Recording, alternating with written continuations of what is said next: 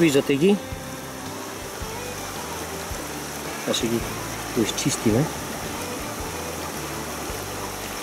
Още малко ще поизчистиме, за да може хубаво да ги видите.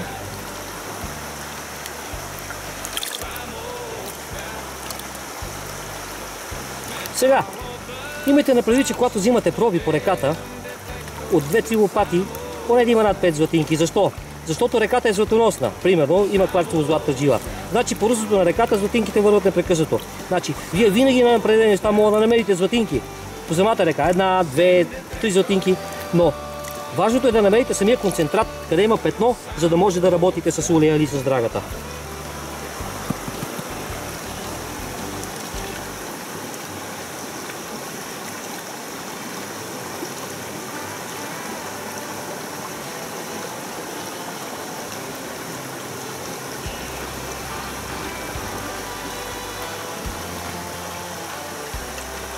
Ето, виждате ги. Виждате го, ето тук има, значи тук има 1, 2, 3, 4, може би 5 да излезнат. Ами сега тук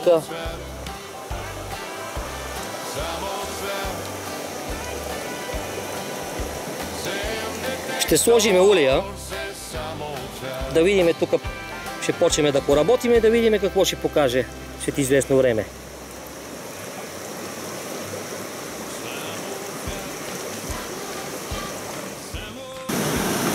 Сега ще вземем проба от съвсем друго место. Защо? Виждате, тук вече пейзажен дух. Скалите и точно, както обяснявах, в края на скалата, където, защото тук е голям нанос, ако имаше много надълбоко.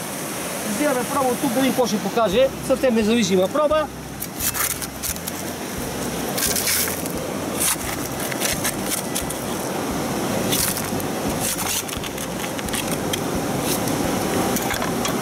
Да видим дали ще покажа нещо или...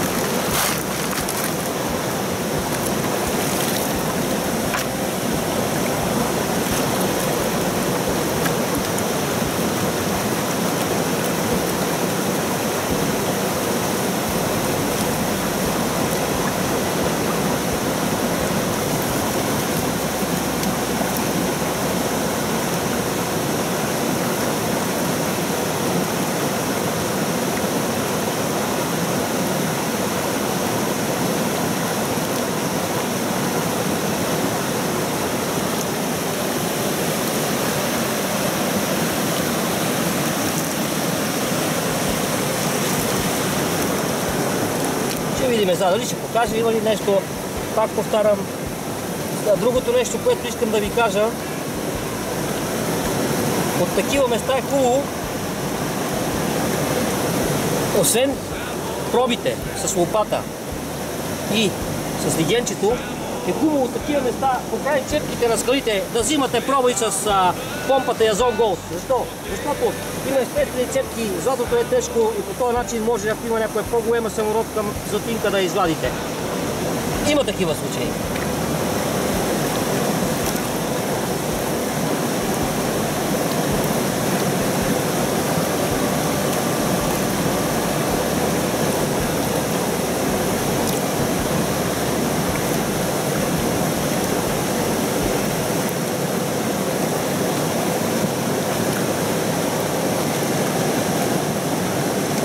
Да се плащи, ако има златинки, те няма. Те отиват на дъното и няма да изпадат. Плюс това има прегради, които няма да ги пуснат да падат във водата.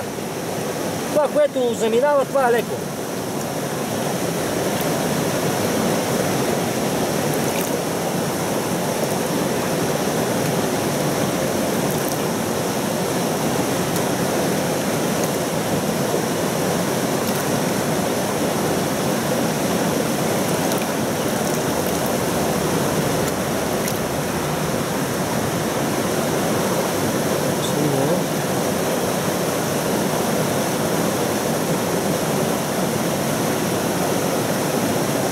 Има ли? Една има, виждам за сега.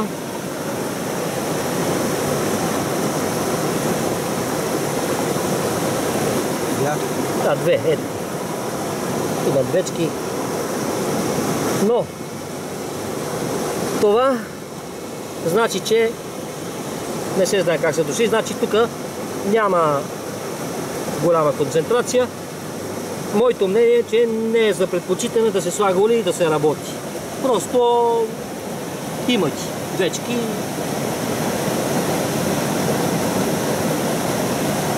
Сега. Ето, те седат, няма да паднат. Сега ще ви покажа ролята пък и на шишенцето така е.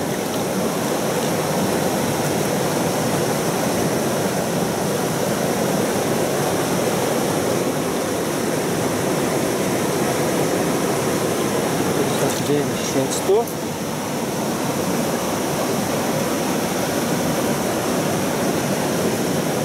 Значи, ролята на шишенцето натискате, за да изкарате въздуха. След това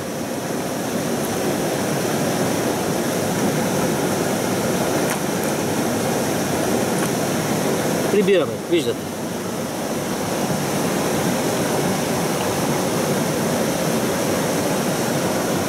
Ето и другата. Виждате много рана, че има черно. И не, сега ще обереме.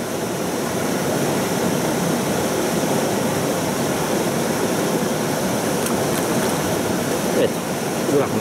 Е, това е ролята на шишенцето. Другото нещо, шишенцето, което е, като се понапълни, това може да го дърпате така нагоре цялото, за да не може да изпада, ако има златинки. Те са тук долу. След това вкъщи могат да си почиствате, но за мен тук не е за работа с олия. Просто взехме проба е така съвсем независима. И пак ще повторя, хубаво е на такива места, ако има евентуално големи самолети, отцепките на скалите, виждате ги, с помпата Язон Голд.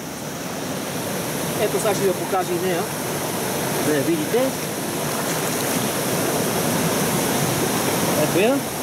С нея, с една метална кофа, да вземете проби, защото тогава има вероятност и някоя по-голяма самородка да има. Ето сега тук откъде ще вземем проба с помпата Язон Голд. Значи метална кофа, защото водата няма да я влачи. Ето виждате естествена цепка.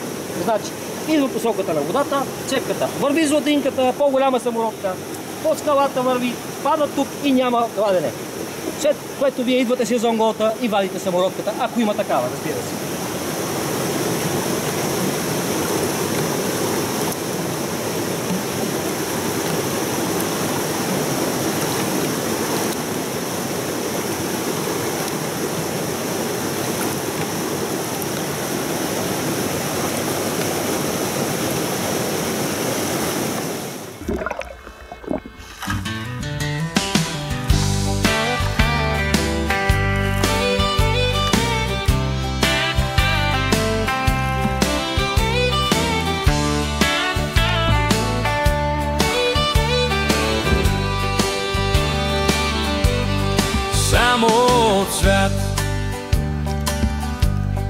Само цвят с металотърсач от детектор се само цвят.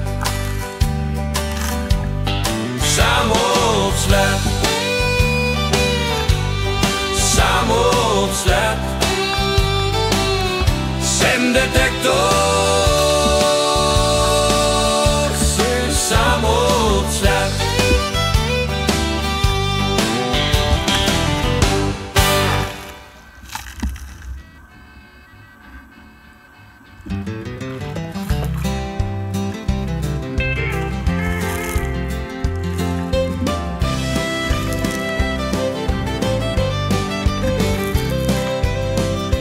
Само цвят, само цвят, с металотърсач от детектор е само цвят.